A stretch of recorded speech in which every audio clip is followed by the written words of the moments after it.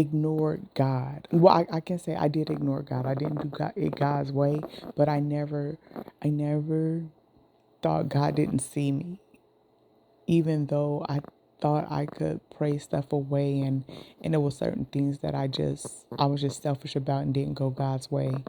But I did have some type of pressure, like, okay, this is not pleasing. God doesn't like this. And even to the point where God helped me. I've even been mad at God, for certain things in my life. For the most part, the things that bothered me were um, things that I didn't do. It was just happenstance of life, and other people's lives that were connected to me, and whatever happened in their life. And I blame God, not realizing that God's people are not here to serve us.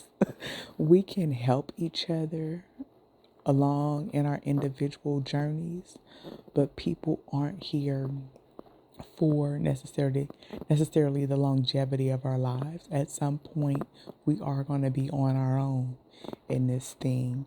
So without grasping that, if God removes someone from our life as we think he's removing them from our life, we're mad at God for taking this person away from us.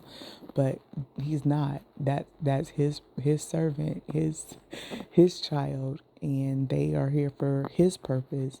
And if they've fulfilled the purpose and the assignment that they have, then he takes them away. If they are not going to fulfill the assignment and he's done with them, then he's done with them and they go wherever he removes them to. So those are the things that I blamed on God. I didn't blame God necessarily for decisions I've made on my own. Sometimes I did blame him for behaviors people have displayed towards me. This is early on in life, not in current times, but earlier on in life, behaviors people displayed towards me, not realizing that I had the free will to choose to have this person in my life, and it was my ungodly behavior, and not cruelty or anything like that, just living a more sinful life,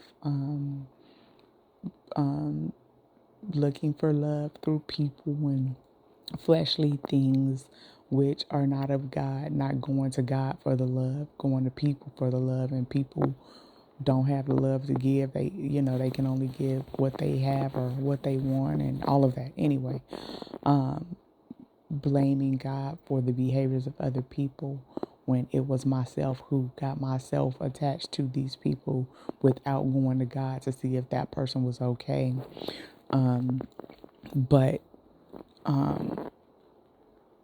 through all of that, I still knew that God was watching me. And even though I'm mad at God, I'm arguing with God, I'm doing whatever it is that I'm feeling about God, I'm still talking to him. It wasn't the best talks,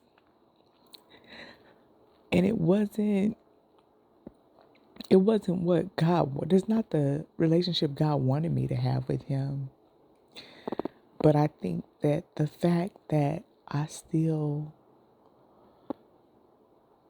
had a relationship with him, even if it wasn't on the best terms, that was pleasing to God, because I was still showing God that he was prevalent.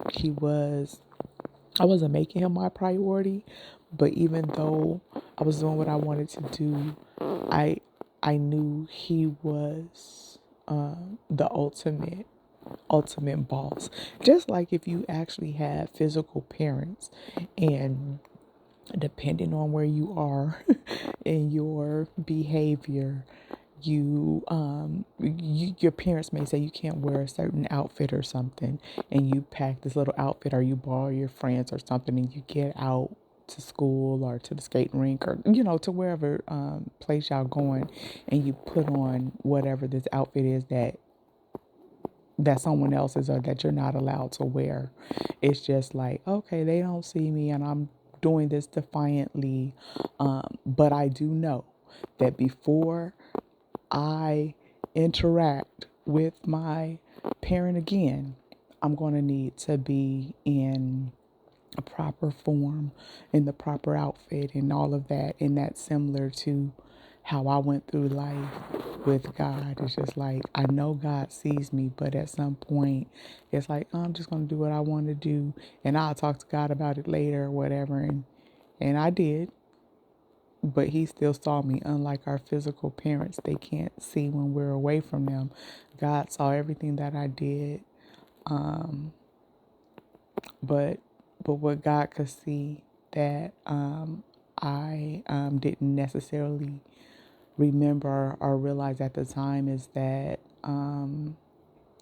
God could also see my heart, and He saw the intentions of my heart.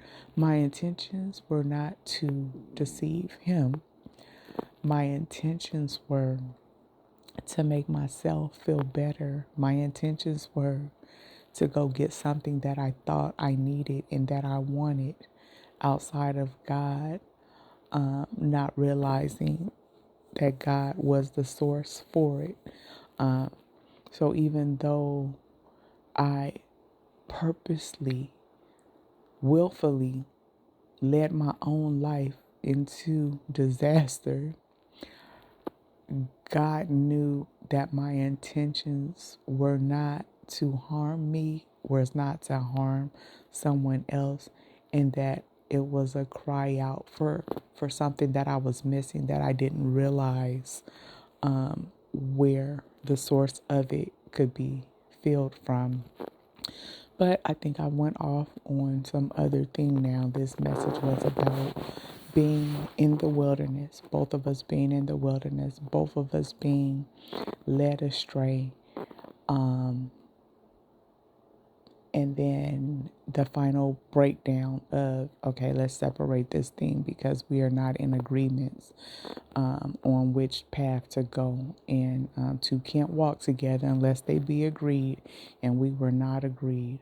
I went my way with the Lord. He went his way with whatever his counsel was, but his counsel was of the human sorts, which are limited in what they can direct him to do, and also his counsel was of his fleshly desires and his ego, and that allow unclean spirits to come in and kind of guide him this way and that way based off of the physical and fleshly desires of his heart at that time.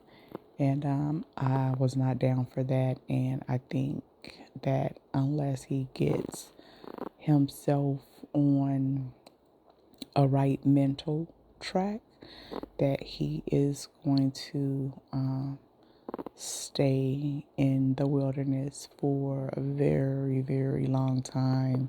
And I hope that he can come up out of that and realize the source of his strength. But if not, it's not my business. He's my brother in Christ. And I do pray that he request, receive, and accept the presence of the Lord in his life. But I have no control over his will. It's not something I would be forcing him to do, and as it's been determined, he does not receive me as wise counsel for him. So any guidance that I could provide to him, he is unwilling to listen. He did not recognize me as a helpmeet for him, and that's his preference, his decision on that. And I didn't recognize him as a leader for me. And through the past 2 years, I, in the direction of his life, the amount that I know, I'm still very satisfied in that decision. And And I feel that the correct decision was made for me and what I need to do moving forward in my life. And I still don't know what's going to happen for my future, but I do know that I have been very blessed in the struggle. This has been a time. This has been a time over the past 2 years for me.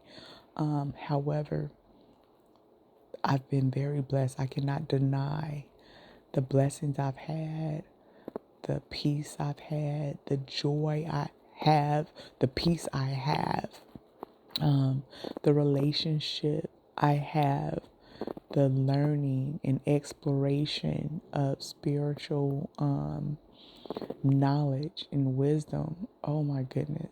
This has been such, I don't even know the terminology to use, but it's been such an awakening, such just a learning and overall, wow, our recognition, understanding, like knowing it and then understanding it and having like wisdom to compare this to that, this thought to that thought, what causes this, what causes that. It has been so spiritually enlightening to be in this space that I'm in right now and to have gone through what I've gone through over the past 2 years or so. And I'm very appreciative, thankful, grateful for the process.